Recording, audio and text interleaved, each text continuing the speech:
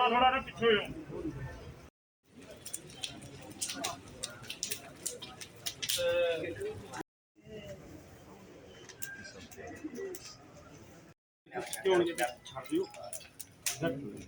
Civilian killings का जवाब दो, जवाब दो, जवाब दो। नरेंद्र मोदी जवाब दो, जवाब दो, जवाब दो। अमित शाह जवाब दो, किलिंग्स का जवाब दो, जवाब दो, जवाब दो। भारत माता की जय, भारत माता की जय। पाकिस्तान, पाकिस्तान, पाकिस्तान, पाकिस्तान।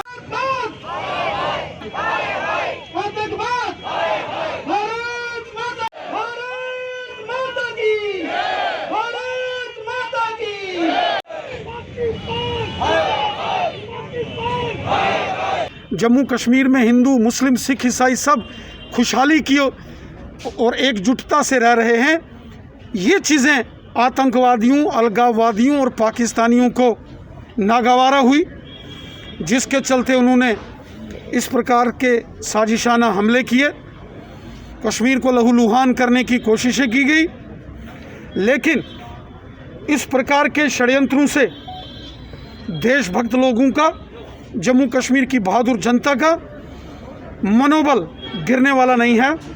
आतंकवादियों की एक साजिश है कि एक डर का, खौफ का माहौल बनाया जाए, क्योंकि केंद्र की नरेंद्र मोदी साहब की सरकार ने कश्मीरी पंडितों की वापस कश्मीर घाटी वापसी हो, कश्मीर से विस्थापित सिखों की वापसी हो, या कश्मीर घाटी से वो मुस्लिम परिवार जो देशभक्त परिवार हैं और 1990 के दशक में उनको भी मजबूर किया गया था घाटी छोड़ने के लिए, उनको वापस पुनः कश्मीर में बसाने की केंद्र की नरेंद्र मोदी साहब की सरकार जब एक बड़ी योजना की तैयारी में है, तब इस प्रकार की टारगेटेड किलिंग करके डर और खौफ का माहौल बनाने की एक साजिश पाकिस्तान आतंकवादी, अलगाववादी और उनके हमदर्द समर्थक और मददगार करने की कोशिश में है।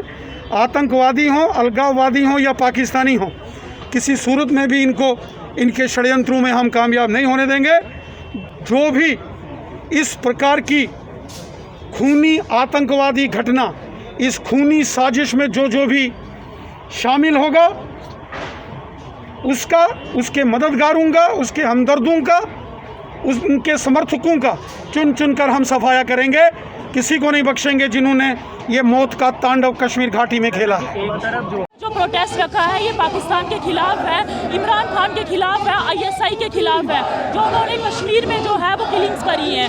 हम इस मंच से उनको ये पूछना चाहते हैं कि वो क्या दर्शाना चाहते हैं कि इससे वो मिनॉरिटीज़ को डरा देंगे। कल उन्होंने एक सिख बच्ची की जो है वो हत्या कर दी। वो सिख बच्ची किसी की माँ थी, किसी की बेटी थी, उन्होंने उनका क्या बिगाड़ा हुआ था।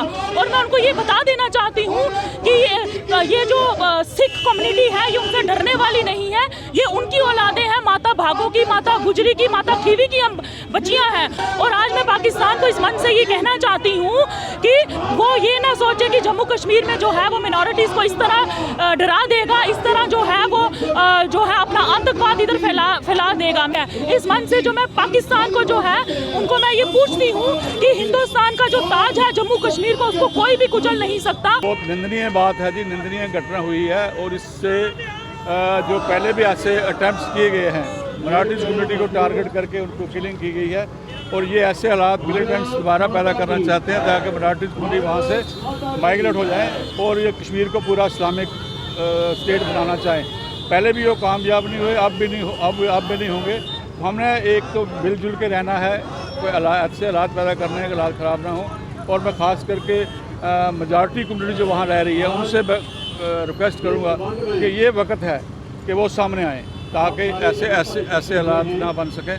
ये मेरी इतनी मैं ये बात कहना चाहूँगा कि पिछले 4 दिन में जिस तरह से 5 लोगों की हत्या की गई है वो बड़ी निंदनीय है। इस तरह की जो एक्शन जो मिलिटेंट्स जो कर रहे हैं और छुप करके वार कर रहे हैं, मैं समझता हूँ कि सिक्योरिटी फोर्सेस जो हैं इन लोगों को ढूंढ के कहीं भी हैं छुपे हुए हैं, इनको ढूंढ करके एलिमिनेट करें। कि मैं ये समझता हूँ कि अगर आप कहें कि 100% जो है वहाँ से मिलिटेंट्स ख़त्म हो गए हैं, ऐसा कुछ नहीं है। सिक्योरिटी फोर्सेस ने भी बोला है, हमारी आर्म पुलिस ने भी बोला है कि अभी 100% एलिमिनेट करने में हम लोग सक्सेसफुल नहीं हुए हैं। लेकिन आने वाले दिनों में मैं समझता हूं कि बाहर से इन्फिल्ट्रेशन जो है इस समय बंद है, लेकिन क्योंकि जो लोकल लोग हैं जो आज तक छुप करके बाहर कर रहे हैं, अभी भी वो छुप करके ही बाहर कर रहे हैं, उन लोगों को एलिमिनेट करना जो है वो सिक्योरिटी फोर्सेस का काम है और वो ज़रूर करेंगे। लोगों के बीच में आक्रोश है। एक अच्छा वातावरण डीडीसी के चुनाव के बाद बना था, एक शांतिपूर्ण वातावरण बना था, टूरिज़्म में बढ़ोतरी हुई थी। ऐसे समय में पाकिस्तान के इशारे पर जो टेररिस्ट काम कर रहे हैं उन्होंने तशद्दुद का एक वातावरण बनाने की जो है वो कोशिश की है। हम लोग सब इसकी भर्त्सना करते हैं, निंदा करते हैं। जिन लोगों ने भी ये वाक़ये को अंजाम दिया है उन लोगों को भी जल्द से जल्द जो है इस अंजाम को भुगतना पड़ेगा और किसी भी सूरत में उन लोगों को जो है वो बख्शा नहीं जाएगा। मैं सरकार को याद दिलाना चाहता हूं कि उन्होंने ये कहा था, नरेंद्र मोदी जी आपने कहा था कि जब आपकी सरकार आएगी तो पाकिस्तान हिंदुस्तान की तरफ आंख उठाकर देखने की हिमाकत भी नहीं कर पाएगा। ये आपके अल्फाज थे। आपने कहा था कि बॉर्डर्स दिल्ली के हवाले हैं और इन्फिल्ट्रेशन कैसे होती है। उस वक़्त के प्रधानमंत्री मनमोहन सिंह पर आप जो है सवालिया निशान लगाते थे कि दिल्ली कमज़ोर होने की वजह से घुसपैठ हो रही है। अब किसकी कमज़ोरी से घुसपैठ हो रही है, हम ये पूछना चाहते हैं। और सुरक्षा का माहौल मुहैया करवाना सरकार की जिम्मेदारी है। आप हर बार उसी पाकिस्तान को जो है कोस कर अपनी जिम्मेदारी से पल्ला नहीं झाड़ सकते हैं। आपको हिंदुस्तान के अवाम को, जम्मू कश्मीर के अवाम को जवाब देना होगा। सुरक्षा मुहैया करवाना भाजपा सरकार की जिम्मेदारी है, जो यहाँ पर भी जम्मू कश्मीर में प्रॉक्सी रूल चला रही है। आज सिविल सोसाइटी की तरफ से जो प्रोटेस्ट किया जा रहा है बेगुनाह लोगों को मारने का, और हम सब ईस्ट मंडल की तरफ से उसमें शामिल होने जा रहे हैं। और मैं अनुरोध करना चाहता हूं वहाँ के सो कॉल्ड लीडर्स को भी, आप लोग क्यों बंद दरवाजे के अंदर बैठ के खाली कंडोनेंस की लेटर देते हैं। सिविल सोसाइटी जो कश्मीर के अंदर है, ह्यूमन राइट्स वाले, ये क्यों नहीं सड़कों पे आते। जब कोई आतंकवादी मरता है तो ह्यूमन राइट्स वाले सड़कों पे आते हैं। आज बेगुनाह हिंदू और हिंदुस्तानियों के वहाँ कत्ल किए जा रहे हैं, तो आज क्यों नहीं लोग सड़कों पे आ रहे। सिविल सोसाइटी को चाहिए, नेतागणों को चाहिए, सड़कों पे उन परिवार वालों के साथ खड़े हो। आज राहुल गांधी कहाँ है जो कहता है मैं कश्मीरियों का भाई हूँ। आज क्यों नहीं उसका बयान आता, क्यों नहीं कश्मीर उस फैमिली के साथ बैठता।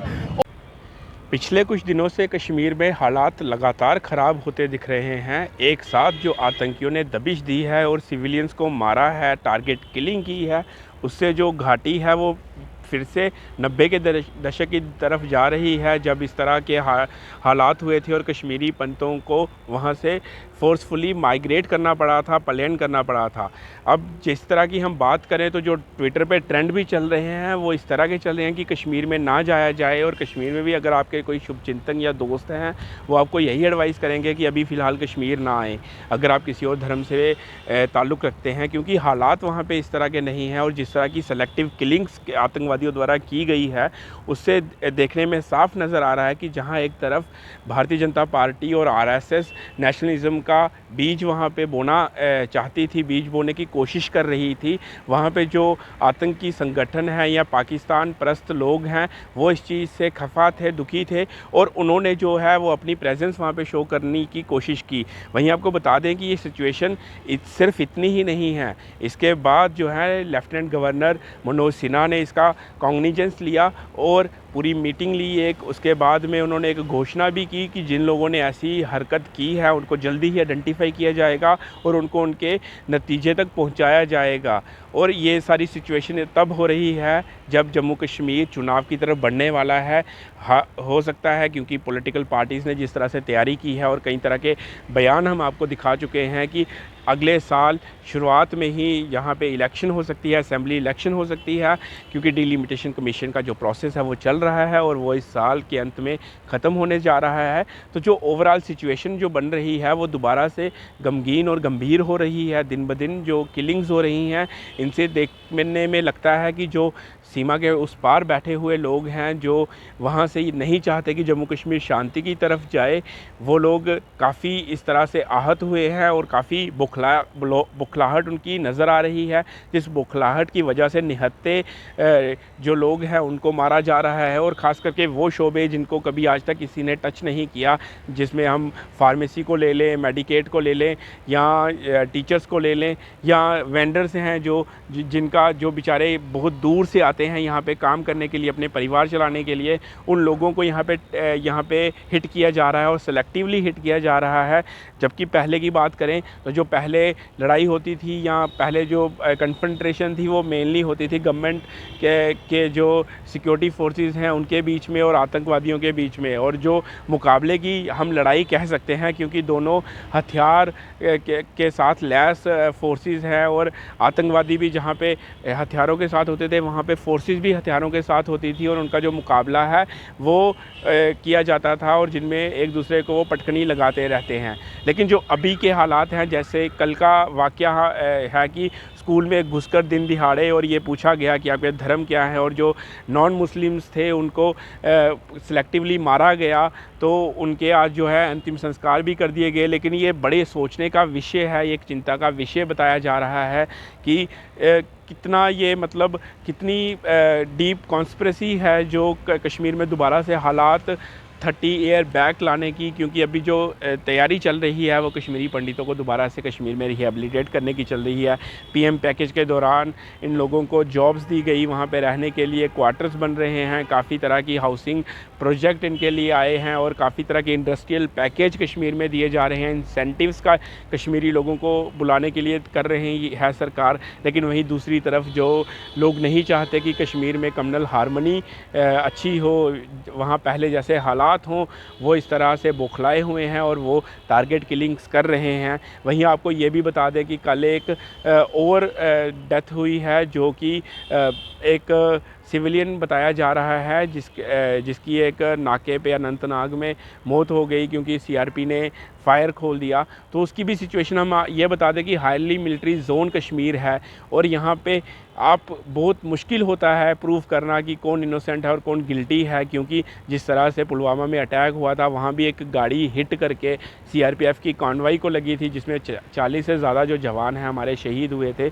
तो यहाँ पे सस्पेक्टेड हर कोई होता है और अगर आपको कहीं नाका दिखता है, कोई पुलिस पार्टी दिखती है, तो आप उनके साथ कोऑपरेट करें और अपनी गाड़ी रोकें, उनसे बात करें, क्योंकि जो क्रिमिनल नहीं होगा उसको कोई डर नहीं होगा। तो अगर वो चीज़ हो जाती, वो गाड़ी टाइमली रुक जाती, वार्निंग के बाद वो ब्रेक लग जाती, तो वो एक जान थी, वो बच सकती थी। अभी हम पुष्टि नहीं करते कि क्या वो आतंकवादी संगठनों के साथ जुड़े हैं या कोई OGW हैं या वो सिविलियन हैं, क्योंकि हम उस प्रोफाइल में ज़्यादा नहीं जाते। लेकिन सिचुएशन ये है कि ये हाईली मिलिट्री जोन है, यहाँ पे काफ़ी ज़्यादा मिलिट्री है, काफ़ी ज़्यादा पुलिसिंग है और ये सेंसिटिव एरिया है, क्योंकि यहाँ पे दिन दिहाड़े अगर किसी को गन पॉइंट पे मारा जाता है तो आप उस सिचुएशन, उस जगह की जो है वो गंभीरता समझ सकते हैं कि वहाँ पे जो एक नाके पे काम करने वाला फ़ौजी है वो कितने स्ट्रेस में होगा। तो उसके साथ कोऑपरेट करें, उसके साथ आप इस तरह से बिहेव ना करें ताकि उसे कुछ ऐसा काम करना पड़े जिसके बाद में शायद वो भी पछताए।